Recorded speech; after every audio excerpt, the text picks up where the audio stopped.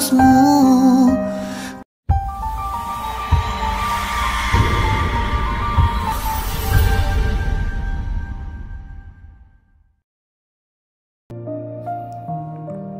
Bismillahirrahmanirrahim. Assalamualaikum warahmatullahi ta'ala wabarakatuh. Alhamdulillahirrabbilalamin. Assalatu wassalamu ala asrafil anbiya wal mursalin wa ala alihi wa sahbihi ajmain. Setiap yang bernafas pasti akan mati. Kullu nafsin za'iqatul maut. Firman Allah SWT, demi masa, sesungguhnya manusia itu benar-benar berada di dalam kerugian, kecuali orang-orang yang beriman dan beramal soleh, yang ingat mengingati supaya mentaati kebenaran, dan yang ingat mengingati dengan kesabaran. Surah Al-Asr.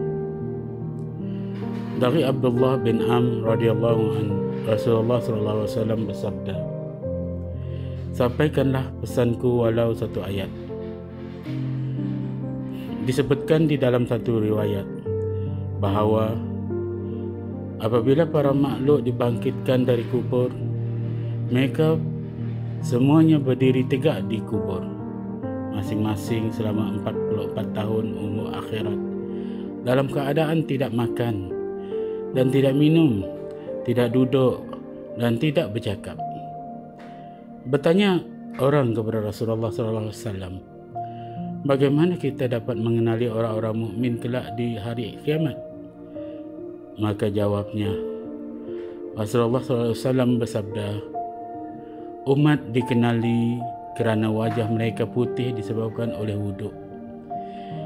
Bila kiamat datang, maka mereka datang ke kubur orang mukmin sambil membersihkan debu di badan mereka, kecuali pada tempat sujud. Bekas sujud tidak dihilangkan. Maka memanggillah dari zat yang memanggil. Bukanlah debu itu dari debu kubur mereka, akan tetapi debu itu ialah debu keimanan mereka. Oleh itu tinggallah debu itu sehingga mereka melalui titian Siratul Mustaqim dan memasuki alam surga, sehingga setiap orang muslim melihat para mukmin itu mengetahui bahawa mereka adalah pelayanku dan hamba-hambaku.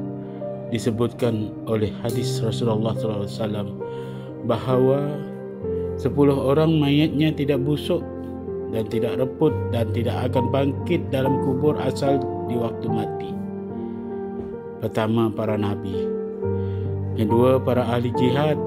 Ketiga, para alim ulama. Keempat, syuhada. Kelima, para penghafal Quran. Keenam, imam atau pemimpin yang adil. Ketujuh, tukang azan. Kelapan, wanita yang mati kelahiran atau beranak. 9, orang mati dibunuh atau dianiaya. Dan 10, orang yang mati di siang hari atau di malam Jumaat, jika mereka itu dari kalangan orang yang beriman. Di dalam satu riwayat yang lain dari Jabir bin Abdullah radhiyallahu anhu, sabda Rasulullah SAW, apabila datang hari kiamat dan orang-orang yang berada di dalam kubur dibangkitkan, maka Allah Subhanahu wa taala memberi wahyu kepada malaikat Ridwan. Wahai Ridwan, sesungguhnya aku telah mengeluarkan hamba-hambaku berpuasa, ahli puasa, dari kubur mereka di dalam keadaan letih dan dahaga. Maka ambillah dan berilah mereka segala makanan yang digoreng dan buah-buahan surga. Maka malaikat Ridwan menyeru, wahai sekalian kawan-kawan dan semua anak-anak yang belum baligh. Lalu mereka semua datang dengan membawa dulang dari nur dan berhimpun dekat malaikat Ridwan bersama dulang yang penuh dengan buah-buahan dan minum-minuman yang lazat dari surga dengan sangat banyak melebihi daun-daun kayu di bumi. Jika malaikat Ridwan berjumpa mukmin, maka dia memberi makanan itu kepada mereka sambil mengucap sebagaimana yang difirmankan oleh Allah di dalam surah Al-Haqq, bermaksud, maka makan dan minumlah dengan sedap disebabkan amal yang telah kamu kerjakan pada hari yang telah lalu itu. Wabillahi taufiq wal hidayah. Wassalamualaikum warahmatullahi taala wabarakatuh.